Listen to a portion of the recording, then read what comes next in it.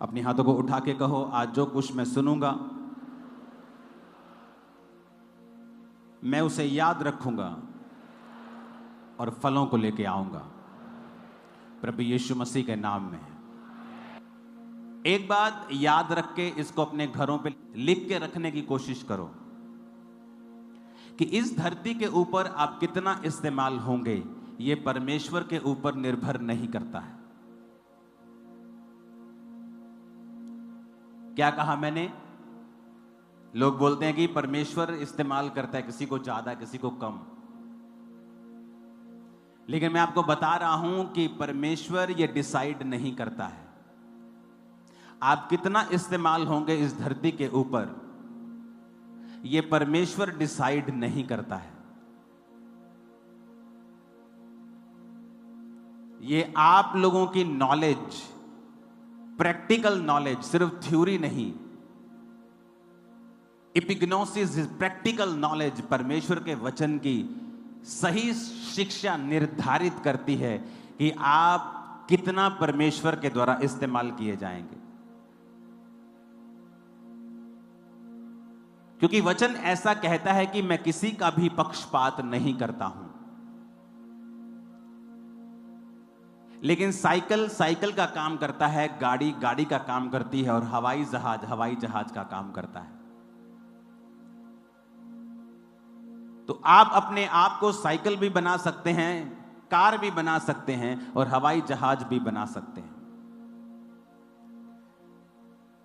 मायने यह करता है कि आपके अंदर जो क्राइस्ट की प्रैक्टिकल नॉलेज है, कई बार आप इंटरनेट पे कुछ सुनते हैं, आप किसी के मुंह से कुछ सुनते हैं और आप उसे सच मान लेते हैं। पौलुस भी जब प्रचार करता था, पौलुस, उससे ऊपर कोई प्रेरित नहीं है बाइबल में जिसने इतनी पत्रियां लिखी, पूरा यूरोप चेंज कर दिया, तुर्की में हर जगह उसने प्रचार किया।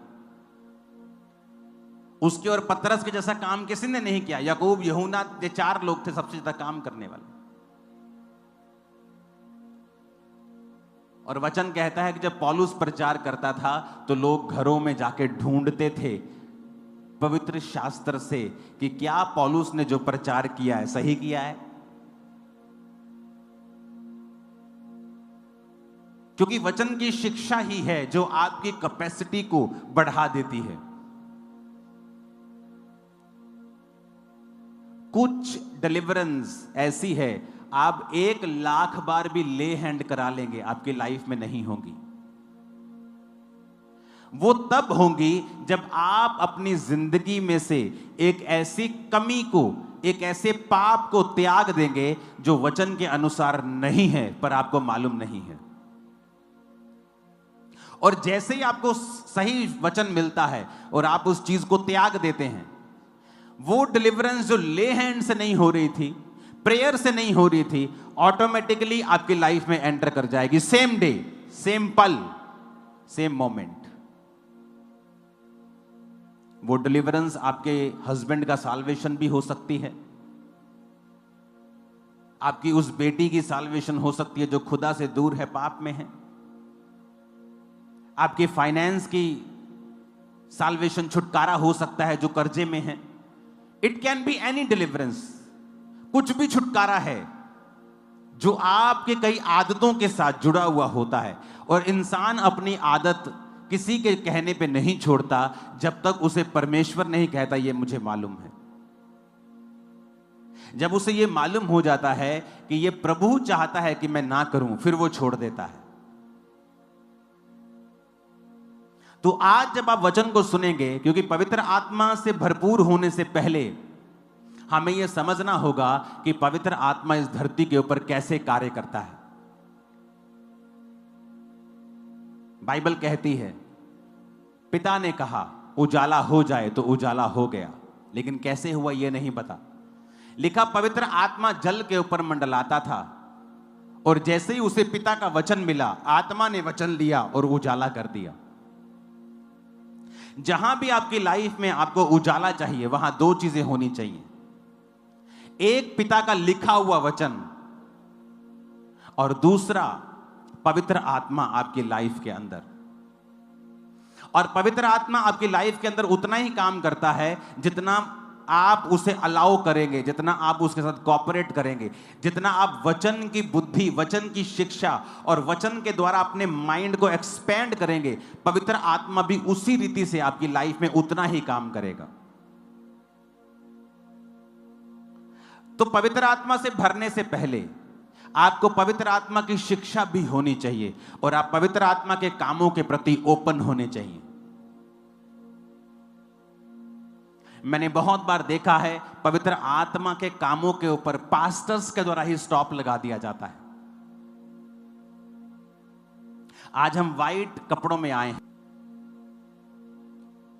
हो सकता है परमेश्वर ने मुझे वाइट कपड़े डालने के लिए बोला हो, लेकिन इसका मतलब यह नहीं है कि सब वाइट कपड़े डालेंगे। लेकिन मैं उस डॉक्ट्रिन को जो मुझे पर्सनल मिली है लोगों के ऊपर थोप दूंगा तो मैं पवित्र आत्मा के कामों को रिस्ट्रिक्ट कर देता हूं। बहुत सारे लोग हैं जो मेकअप के खिलाफ हैं, ओवर मेकअप के खिलाफ है चर्च, ओवर मेकअप। लेकिन अगर आप फॉरेन में चले जाएंगे तो नॉर्मल लेडीज मेकअप करती, लेकिन हो सकता है आपको किसी जन को परमेश्वर ने मेकअप करने को मना कर दिया हो, लेकिन उसको किया है, दुनिया को नहीं किया है। अपनी पर्सनल शिक्षा को आप दुनिया के ऊपर थोप नहीं सकते हैं। एक अन्य जाति औरत जो परमेश्वर में आई है, अगर वो बिना मेकअप के व्हाइट सूट डाल ले तो इमेजिन करो वो उस अन्य जाति घर में कैसी लगेगी, और क्या उसके उस प्रभाव को, उस रूप को देखकर क्या उसका बाकी घराना परमेश्वर में आएगा? नहीं, वो उसको पागल समझेगा। तो परमेश्वर ने कहा है ऐसा कोई भी कार्य मत करो जिससे मेरे काम में रुकावट हो। पुराने नियम में जब परमेश्वर ने अपने दास मूसा को चुना तो मूसा के जैसा सामर्थ्य पुराने नियम में आपको कोई दिखेगा नहीं। चाहे वो चट्टान में से पानी निकालना हो, समुद्र को दो भाग करना हो, अपनी छड़ी को उठाकर विपत्तियां लेके आना हो, राजा को हराना हो, 20 लाख लोगों की अगुवाई करनी हो, उसके जैसा माइटी मैन ऑफ गॉड आपको नहीं दिखता।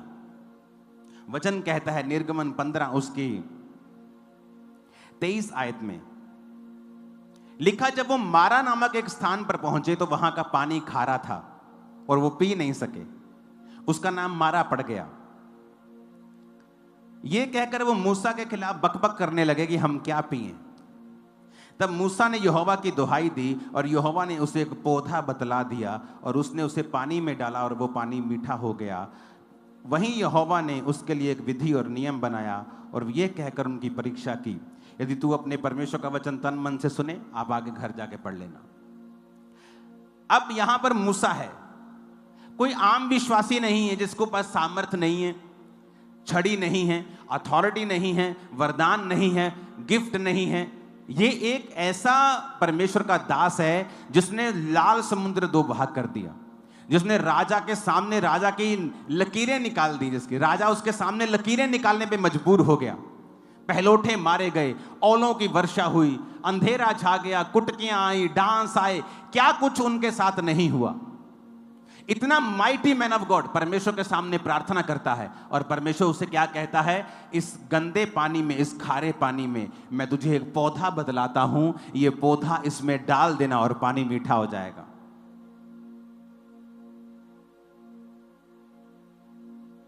अब वहां पर परमेश्वर ने एक पौधे को इस्तेमाल किया।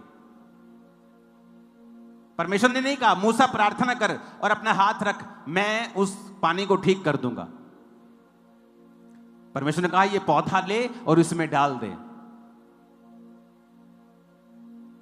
दूसरा राजाओं 2 उसकी 19 से लेके 21 आयत तक हम पढ़ेंगे। उसमें लिखा है, नगर के निवासियों ने अलीशा से कहा, देख ये नगर मन भावने स्थान पर बसा है और जैसा मेरा प्रभु देखता है, परंतु पानी बुरा है और भूमि गर्भ गिराने वाली है। उसने कहा, एक नए प्याले में नमक लेकर मेरे पास आओ, और वे उसे उसके पास ले आए। वह जल के सोते के पास निकल गया और नमक डालकर कहा, यहोवा यो कहता है, मैं ये पानी ठीक कर देता हूं, जिससे वह कभी मृत्यु या गर्भ गिराने का कारण ना होगा। अलीशा के इस वचन के अनुसार पानी ठीक हो गया और आज तक वो ठीक है। तारीफ करो जोर से खुदावंद। अब कौन था Alisha? Another mighty man of God, नदी को दो भाग करने वाला, बड़े बड़े मिरेकल्स करने वाला, मुर्दों को जिंदा करने की सामर्थ्य उसके अंदर थी। और उसको उसके लोग कहते हैं ये पानी बहुत बुरा है, खारा है। तो जब हम पानी पीते हैं तो लेडीज का अबॉर्शन हो रहा है, मिस कैरेजेस हो रहे हैं। उसने कहा है कि नए प्याले में नमक लेके आओ। आपको क्या लगता है अलीशा ने ऐसा क्यों कहा? क्या अलीशा अगर अपने आप से कहता तो क्या वो पानी चंगा होता? कभी नहीं चंगा होता। क्या मूसा अगर अपने आप से कहता कि फलाना पौधा इसके अंदर डाल दो, पानी ठीक हो जाएगा, क्या वो होता? कभी नहीं होता। वो एक ऐसे प्रभु के जन थे जिनको पवित्र आत्मा अगुवाई करता था। अब यहां पर कोई मूर्ख कहे कि नहीं नहीं, एलीशा को प्रार्थना करनी चाहिए थी, ये क्या है बाबों का काम, नया प्याला ले आओ, नमक ले आओ। जब पवित्र आत्मा कार्य करता है वो तुम्हें पूछ के नहीं करता, वो तोता नहीं है, वो आत्मा है खुदा का, जैसे करना चाहता है वैसे करता है। तुम उसको डिब्बे में बंद करना चाहते हो, इसीलिए आज लोग उस लेवल पे नहीं जा पाते जो परमेश्वर उनके जीवन में चाहता है। यहां पर वो माइटी मैन ऑफ गॉड है, क्या ले हैंड नहीं कर सकता उसके ऊपर, पानी के ऊपर? क्या प्रार्थना करके ठीक नहीं कर सकता?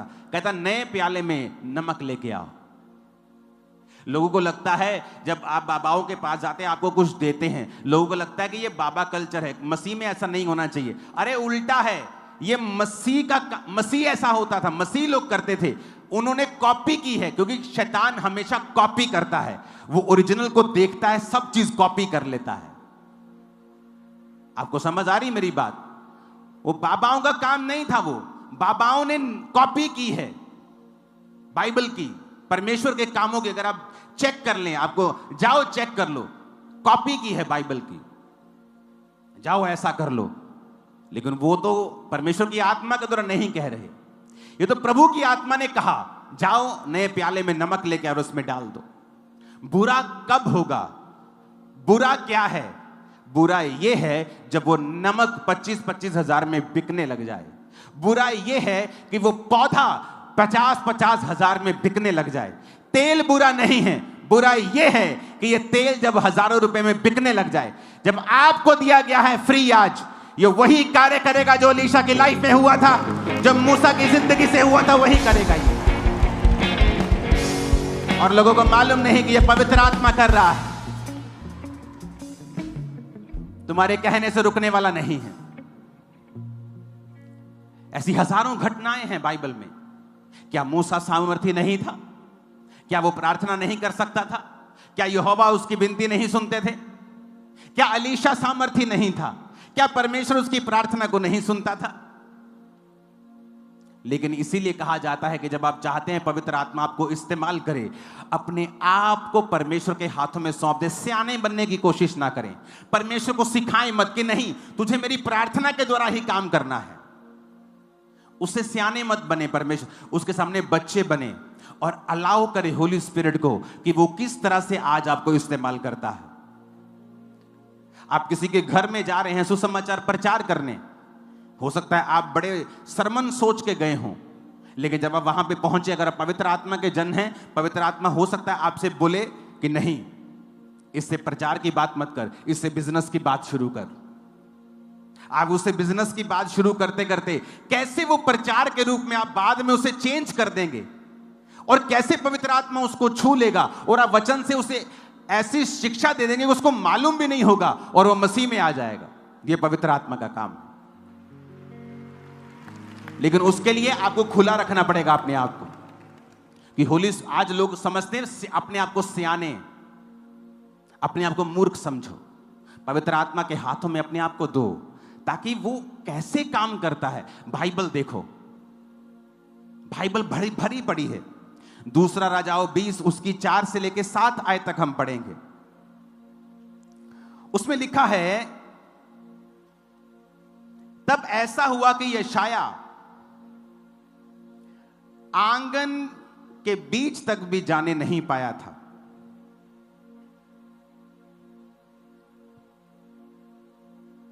हालेलुया। तो यह वचन उसके पास यहोवा का पहुंचा। यशाया गया हिजकिय्याह नबी के पास, तेरी मौत आ गई है, अपने घराने में आज्ञा दे, जिसको जो प्रॉपर्टी देनी है दे दे। प्रभु कहता है कि जो बीमारी तुझे हुई है इससे तू मर जाएगा। हिजकिय्याह रोया, प्रभु के सामने उसको अपने पुराने सारे रिकॉर्ड ले आया कि प्रभु मैंने अच्छी तरह से तुझे माना है। तो लिखा अभी यशाया मैसेज दे के वापस नहीं पहुंचा भी नहीं था, परमेश्वर फिर से यशाया को कहता है कि लौट कर मेरी प्रजा के प्रधान हिजकिय्याह से कह दे कि तेरे मूल पुरुष दाऊद का परमेश्वर यहोवा यूं कहता है कि मैंने तेरी प्रार्थना सुनी और तेरी आंसू देखे हैं। देख, मैं तुझे चंगा करता हूं, परसों तू यहोवा के भवन में जा सकेगा। मैं तेरी आयु 15 साल और बढ़ा दूंगा। मैं अशूर के राजा के हाथ से तुझे और इस नगर को बचाऊंगा, और मैं अपने निमित्त और अपने दास दाऊद के निमित्त इस नगर की रक्षा करूंगा।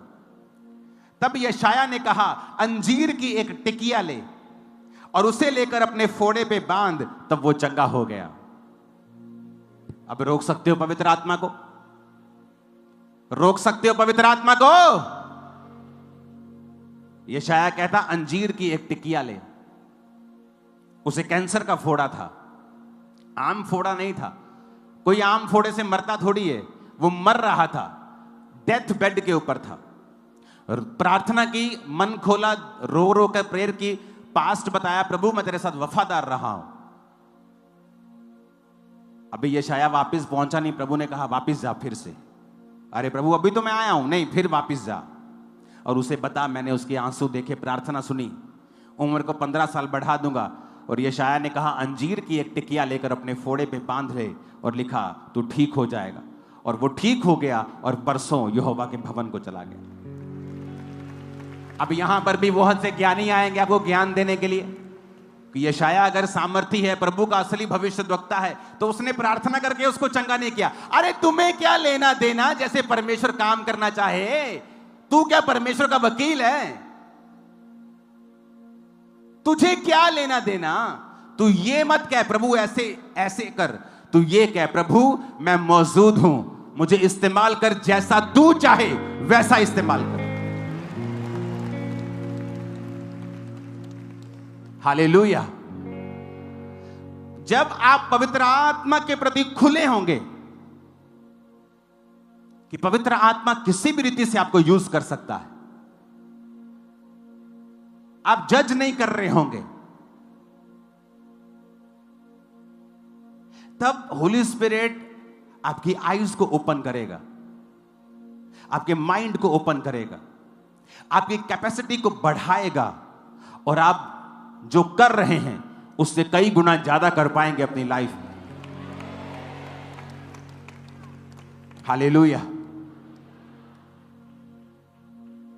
जब पवित्र आत्मा आपसे बात करता है, एक्चुअल में आप तब एक्सपेंड करते हैं। बात समझ आ रही है? वचन पे ध्यान देना। फिर से अपने पड़ोसी को बोलो, पवित्र आत्मा जैसा चाहे वैसा कार्य करता है, जैसा लोग चाहते हैं वैसा नहीं, वो वैसा कार्य करता है जैसा वो चाहता है। आमीन। तो कोशिश करनी है आपको कि पवित्र आत्मा, आज जब आप मांगेंगे होली स्पिरिट, आप मुझे छुएं, मुझे भरें, मुझे अनॉइंटिंग दें, मुझे वरदान दें। तो उससे पहले आपको मालूम होना चाहिए कि होली स्पिरिट किसी का बंधा हुआ नहीं है। आप अपने आप को, अपने माइंड को, अपनी स्पिरिचुअल शिक्षा को एक्सपेंड कर लें, ताकि जब वो आपको छुए आप अनलिमिटेड ग्रेस के साथ इस्तेमाल हो। आप बोलेंगे आपने तो सारी पुराने नियम की बातें की हैं, नया नियम में ऐसा कब होता था? तो वचन कहता है, यूहन्ना 9 उसकी 5 से लेके 7 आयत तक हम पढ़ेंगे। मरकुस 6 उसकी 12 और 13 आयत को हम पढ़ेंगे। पहले हम यूहन्ना के उस वचन को पढ़ेंगे। जब तक मैं जगत में हूं तब तक जगत की ज्योति हूं। जीसस ऐसा कह रहे हैं। यह कहकर यीशु मसीह ने भूमि पर थूका और उस थूक से मिट्टी सानी और वो मिट्टी उस अंधे की आंखों पर लगाकर उससे कहा, जा शीलो के कुंड में धो ले। शीलो का अर्थ भेजा हुआ है। और उसने जाकर धोया और देखता हुआ लौट आया। जीसस, जिनके हाथों में, जिनके कपड़ों में इतनी ताकत थी कि कपड़े छूकर लोग ठीक हो जाते थे। कपड़ों के छोर, कपड़ों से निकलते हुए धागे, जो यहूदी ट्रेडिशन में लोग कपड़े डालते थे उनमें धागे लटकते थे। और 12 साल की औरत ने कपड़ा नहीं, कपड़े का लटकता हुआ धागा छू लिया था तो चंगी हो गई थी। वो जीसस, आपको क्या लगता है अपनी मर्जी से कर रहे थे? कहते नहीं, जो कुछ मैं पिता को देखता हूं करता हुआ वही मैं करता हूं। जो उसको आत्मा ने कहा कि थूक, आज विश्वासी के सामने पास्टर को थूक कर कुछ करना हो तो पास्टर डर जाता है कि ये लोग मुझे ट्रोल करेंगे, मेरे बारे बुरी बातें कहेंगे। लेकिन एक सच्चा पास्टर ट्रोल से डरता नहीं, वो ट्रोल को हवाओं में उड़ाता है, परखच्चे उड़ाता है ट्रोल्स के। वो उसे रेपुटेशन की परवाह नहीं है, उसे वचन सुनाना है, अपने स्पिरिचुअल असाइनमेंट को पूरा करना है। तो जीसस ने आत्मा को सुना और मिट्टी सानी, मिट्टी को गीला किया और उसकी आंखों पे लगा दिया कि जा और शीलो के कुंड में धो ले। अब आप जीसस को बोल दो कि तूने हाथ लगा के उसको चंगा क्यों नहीं किया, क्यों ले हैंड नहीं किया? ले हैंड के अलावा और कोई हीलिंग नहीं करनी चाहिए। लेकिन जीसस ने वही किया जो आत्मा ने कहा। मरकुस 6 उसकी 12 और 13 आयत को पढ़ेंगे। तब चेलों ने जाकर प्रचार किया कि मन फिराओ, और बहुत सी दुष्ट आत्माओं को निकाला और बहुत से बीमारों पर तेल मल के उन्हें चंगा किया। अब चेलों को भी बुरा कह दो। जब चेले खुदाबंद से सामर्थ पाए हुए थे, जब चेले खुदाबंद के द्वारा अभिषिक्त थे, तो फिर तेल मल के चंगा करने की जरूरत नहीं थी उनको। लेकिन चेलों को भी परमेश्वर ने कहा था, आत्मा तुम्हें सिखाएगा तुम्हें क्या करना है। प्रेरितों के काम 19 उसकी 11 से लेके 16 आयत तक पढ़ेंगे। परमेश्वर पौलुस के हाथों से सामर्थ के अनोखे काम दिखाता था। यहां तक कि रुमाल और अगोछे पौलुस के शरीर से छुआकर बीमारों पर डालते थे और उनकी बीमारियां जाती रहती थी और दुष्ट आत्माएं उनमें से निकल जाया करती थी। जितनी ताकत है ना हाथ में, तारीफ कर दो खुदा के वर्ड के लिए। खुदावंद का वचन थप्पड़ है, ये डंडा है, ये जवाब है। हालेलुया। क्या लिखा? रुमाल, अगोछे। 13 आयत में लिखा, कुछ यहूदी झाड़ा फूकी करते थे कि दुष्ट आत्माओं को यह कहकर कि प्रभु यीशु के नाम पर फूंकते थे कि जिसका प्रचार पौलुस करता है, हम यीशु के नाम पे तुझ पे फूंकते हैं। सिकवा नाम के एक यहूदी के 7 पुत्र थे जो ऐसा ही करते थे। दुष्ट आत्मा ने उत्तर दिया, यीशु को मैं जानती हूं, पौलुस को पहचानती हूं, तुम कौन हो? और दुष्ट आत्मा उन पर लपकी और उनके वश में लाकर उपद्रव करके उनको नंगा करके कपड़े फाड़ के भगा दिया। शैतान ने क्या किया? कॉपी की। किसकी? परमेश्वर की। उसके अपने पास ओरिजिनल कुछ नहीं है, वो कॉपी कैट है। वो मत सोचो कि ये बाबाओं ने कहा है कि ये ले जाओ, वो ले। ये परमेश्वर के लोगों की नकल की है उन्होंने। अलीशा तेरे पास क्या है? मेरे पास थोड़ा सा तेल है, जा बर्तन मांग ला और तेल उंडेल और ये तेल भर जाएगा और जा और अपना कर्ज उतार ले। शैतान ने कॉपी की है। तो उसको बड़ा मत बनाओ ये कह के कि ये शैतान का काम है। अरे छोड़ो, पवित्र आत्मा से सब कुछ सीख रहे लोग। शैतान भी कॉपी कर रहा है परमेश्वर की, उसके पास अपना कुछ नहीं है ओरिजिनल। ये पवित्र आत्मा के काम थे जो बाइबल में लिखे हैं। कितने मेरी बातों को समझ रहे हैं? अब पौलुस के शरीर से रुमाल छुआकर लिखा बीमारों पर डाल, बीमार चंगे होते थे। अब रोक लो पवित्र आत्मा को, तुम रोक सकते हो क्या? तुम में इतनी हैसियत है कि पवित्र आत्मा को तुम रोक सकते हो क्या? उसके कामों को रोक सकते हो?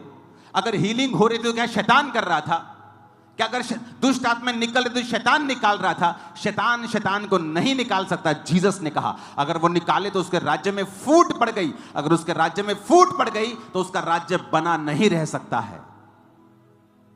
वो कौन था जो निकाल रहा था? वो परमेश्वर की सामर्थ थी, प्रभु का मसा था जो पौलुस के अंदर था। जब उसके ऊपर से रुमालों को टच किया जाता था तो लोग हील होते थे। परमेश्वर ने मुझसे कहा था रुमाल के ऊपर एक वर्ष लिखनी है कि जब वो वर्ष लोग पढ़ें कि यीशु के कोड़े खाने से हम चंगे हो गए, वचन हमेशा उनकी आंखों के सामने रहे। और रुमालों को अनॉइंट कर लोगों को भेज। हजारों गवाहियां हैं जब लोगों ने उस रुमाल को बीमारों पर लगाकर, हॉस्पिटल में लगाकर लोगों को छुआ है, वो खड़े हो गए अपने मुर्दा डेथ बेड से। हजारों, एक दो नहीं, हजारों टेस्टिमनीज। क्योंकि पवित्र आत्मा कार्य करता है जब आप उसको कार्य करने के लिए अलाउ करते हैं। अपने आप को बड़ा नहीं, अपने आप को छोटा बनाते हैं और बच्चे के समान उसके राज्य में काम करते हैं और अपने आप को उसके हाथों में सौंप देते हैं और अलाउ करते हैं कि होली स्पिरिट आपकी अगुवाई करे। ये पुराने नियम की नहीं, ये तो मैं नए नियम की बातें बता रहा हूं। जहां पर मिट्टी का प्रयोग हुआ, जहां पे तेल का प्रयोग हुआ, जहां पे रुमालों और गोछों का प्रयोग हुआ, जहां पर छाया का प्रयोग हुआ। पतरस की छाया से लोग चंगे हो जाते थे।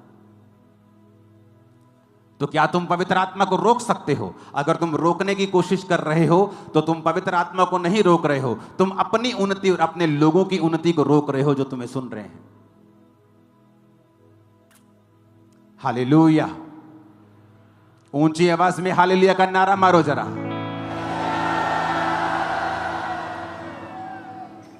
मुझे आज भी याद है जब मैं ऐसी सभाओं में होता था, सब कुछ भूल जाता था मैं।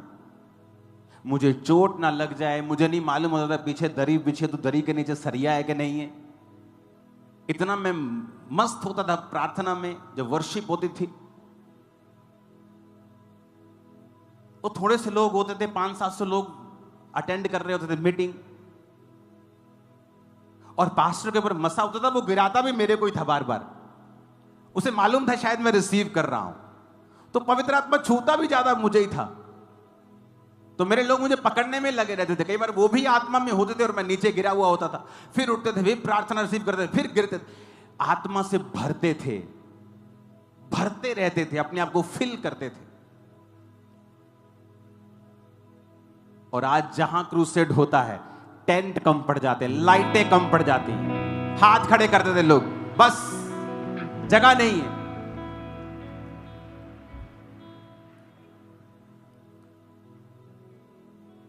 देखो, इंटरनेट पे देखा करते थे ऐसी फोटोएं और बोलते थे वाओ, इंटरनेट पे देते थे ऐसी फोटोएं कि खुदा अपने दास को कैसे इस्तेमाल कर रहा है। और खुद भरते थे आत्मा से, कोई परवाह नहीं होती थी। वहां लड़कियां भी होती थी, लड़के भी होते थे। लड़कियां क्या सोचेंगी, लड़के क्या, कोई परवाह नहीं होती थी। आप तो वर्शिप भी बड़े आराम से करते हो। वर्शिप भी हम नाच के करते थे, तालियों के साथ नाच के, झूम के गिरते थे हम लोग। मालूम थोड़ी था कि ऐसा होगा फ्यूचर में, ये थोड़ी पता था, ये मालूम नहीं था। तो पवित्र आत्मा को काम करने दो, उसे मत सिखाओ, उसका टीचर मत बनो, उसका स्टूडेंट बनो। अपने बाप को मत सिखाओ, सीखो अपने बाप से। पवित्र आत्मा हमारा बाप है, हमारा मालिक है। वो जानता है, और वो जानता है हमें कैसे इस्तेमाल करना है। सीखो वचन से। वचन क्या कहता है? अगर वचन जो कहता है उसको सीखो, वचन से पढ़ो। पवित्र आत्मा ने लोगों को, अपने चेलों को किस तरह से इस्तेमाल किया। उसने एक ही तरह से हर तरफ, हर जगह, हर टाइम इस्तेमाल नहीं किया लोगों को। इसलिए तो वो परमेश्वर है। वो रेपिटेशन का परमेश्वर बन जाता तब तो फिर तो आपको परमेश्वर की जरूरत नहीं। आपको पता है कि इस तरह से लोग चंगे होंगे, मैं जाकर ऐसा कर दूंगा। आपको तो प्रभु के गाइडेंस की फिर जरूरत ही नहीं है। लेकिन दाऊद को हर बार प्रभु बताता था, इस बार पीछे से जाना, इस बार आगे से जाना, इस बार साइड से जाना, इस बार ऐसे जाना, इस बार टुकड़ियों में जाना। हर बार अलग बताता था। आप सेवा में एक ही जब रूल पकड़ लेते हैं, आप अपने आप को लिमिटेड कर लेते हैं। वचन से पवित्र आत्मा आपको कई चीजें बोल सकता है। मुझे आज भी याद है जब पास्टर बेनी हिन को मैं देखता था, जब मैं 2004 में 5 में प्रभु में आया, तो जब वो प्रचार कर रहे होते थे तो मेरी बॉडी में गर्माहट फील होती थी। और मुझे तब मालूम नहीं होता था कि मैं पेट में गर्म क्यों लग रहा है, बाकी जगह ठंडा है। ऐसा लगता कि ऐसे ही हो रहा है, कुछ खाया पिया होगा। लेकिन जैसे जैसे मैं आत्मा में बढ़ा और सेवकाई में बढ़ा, तो मुझे समझ आई कि प्रभु मुझे छू रहा था, पवित्र आत्मा मुझे टच कर रहा था। तब मुझे समझ आती कि पवित्र आत्मा की वो किसी भी तरह से इस्तेमाल, वो टीवी के माध्यम से हील कर सकता है। हालेलुया।